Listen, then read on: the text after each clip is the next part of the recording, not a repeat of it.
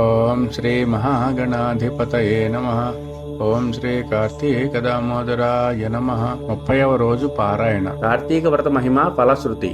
నైమిసారణ్య ఆశ్రమములో సౌనకాది మహామునులకందరకును సూత మహాముని తెలియచేసిన విష్ణు మహిమను విష్ణు భక్తుల చరిత్రలను విని ఆనందించి 1000 నోళ్ల కొనియాడిరి. సౌనకాది మునులకు ఇంకనూ సంశయములు తీరనందున సూతుని గాంచి, ఓ ముని తిలకమా, కలియుగమందు ప్రజలు అరిషడ్వర్గములకు దాసులై అత్యాచార పరులై జీవించుచు సంసార సాగరం తరింపలేకున్నారు. అటువంటి వారు సులభముగా ఆచరించు తరుణోపాయం ఏదైనా ఉన్నదా? ధర్మములన్నిటిలోకి మోక్ష సాధనకు ఉపకరించు ఉత్తమ ధర్మం ఏది? దేవతలందరిలోనూ ముక్తి నొసగు ఉత్తమమైనదెవరు? మానవుని ఆవరించి ఉన్న అజ్ఞానమును రూపిమాపి పుణ్యఫలమిచ్చు కార్యము ఏది? ప్రతిక్షణము మృత్యువు వెంబడించుచున్న మానవులకు సులభంగా మోక్షము పొందుగల ఉపాయమేది? హరినామస్మరణ సర్వదా చేయుచున్న మేము ఈ సంశయములతోనున్నాము. కావున దీనిని వివరించి తెలియచేయమని కోరిరి. అంత సూతుడా ప్రశ్నను ఆలకించి, ఓ మునులారా, మీకు కలిగిన సంశయములు తెలుసుకోదగినవి. కలియుగమందలి మానవులు మందబుద్ధులు. క్షణిక సుఖములతో నిండిన సంసార సాగరమును దాటుటకు మీరడిగిన ప్రశ్నలు మోక్ష సాధనములు కాగలవు. కార్తీక వ్రతము వలన యాగాది క్రతువుల నర్చిన పుణ్యము దానధర్మ ఫలములో చేకూరును. కార్తీక వ్రతము శ్రీమన్నారాయణునకు కూడా ప్రియమైన వ్రతము. ఇది అన్ని వ్రతముల కంటేను ఘనమైనదని శ్రీహరి వర్ణించి ఉన్నాడు. ఆ వ్రతమహిమను వర్ణించుటకు నాకు శక్తి చాలదు. అంతేకాక సృష్టికర్తగా బ్రహ్మదేవునికి కూడా శక్యము కాదు. అయినను సూక్ష్మముగా వివరించదను. కార్తీక మాసమందు ఆచరించవలసిన పద్ధతులను చెప్పుచున్నాను, శ్రద్ధగా ఆలకింపుడు.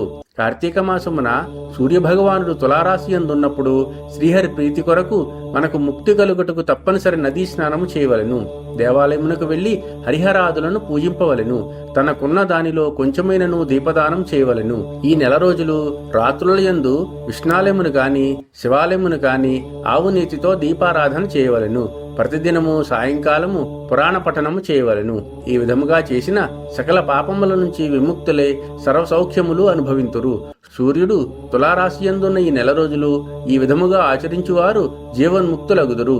ఇట్లు ఆచరించుటకు శక్తి ఉండి కూడా ఆచరించక, లేక ఆచరించువారులను చూచి ఎగతాళి చేసిన వారికి ధన సహాయం చేయువారికి అడ్డుపడిన వారు ఇహమందు అనేక కష్టముల పాలొకటియే కాక వారి జన్మాంతరముందు నరకములో పడి యమకింకరుల చేత నానా హింసల పాలు కాగలరు. అంతేకాక అట్టివారు 100 జన్మల వరకు చండాలాది హీన జన్మములెత్తుదురు. కార్తీక మాసములో కావేరీ నదిలో కాని గంగానదిలో కాని అఖండ గౌతమీ నదిలో కాని స్నానమాచరించి ముందు చెప్పిన విధముగా నిష్ఠతో ఆచరించువారు ఇహమందు సర్వసుఖములు అనుభవించుటే కాక జన్మాంతరమును వైకుంఠవాసులగుదురు. సంవత్సరములో వచ్చు అన్ని మాసముల కన్నా కార్తీక మాసం ఉత్తమోత్తమైనది, అధిక ఫలదాయకమైనది, హరిహరాదులకు ప్రీతికరమైనది. కార్తీక మాస వ్రతము వలన జన్మ జన్మల నుండి వారలకున్న సకల పాపములు హరించి మరుజన్మ లేక వైకుంఠమును పొందగలరు. పుణ్యాత్ములకు మాత్రమే ఈ వ్రతము ఆచరించవలెనని కోరిక పుట్టును.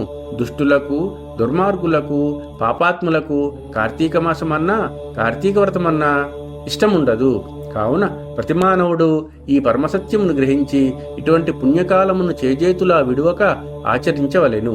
ఇటుల నెల రోజులు చేయలేని వారు కార్తీక శుద్ధ పౌర్ణమి నాడు అయినను తమ శక్తి కొలది వ్రతమాచరించి పురాణ శ్రవణము చేసి జాగరణము ఉండి మరునాడు ఒక బ్రాహ్మణునకు భోజనం పెట్టినచో నెల రోజులు చేసిన ఫలముతో సమాన ఫలము కలుగును. ఈ మాసములో ధనము, ధాన్యము, బంగారము, గృహము, కన్యాదానములు చేసినచో ఎప్పటికీ తరగని పుణ్యము లభించును. ఈ నెల రోజులు ధనవంతుడైనను బీదవాడైనను మరెవ్వరైనను సరే సదా హరినామస్మరణ చేయుచు పురాణములు వింటూ పుణ్యతీర్థములను సేవించుచు దాన ధర్మములు చేయుచున్న ఎడల వారికి పుణ్యలోకమును అబ్బును. ఈ కథను చదివిన వారికిని వినిన వారికిని శ్రీమన్నారాయణుడు సకలైశ్వర్యములు ఇచ్చి వైకుంఠ ప్రాప్తి కలుగుచేయును. 30వ రోజు ఆఖరి రోజు పారాయణ సమాప్తము. ఓం నమః శివాయ.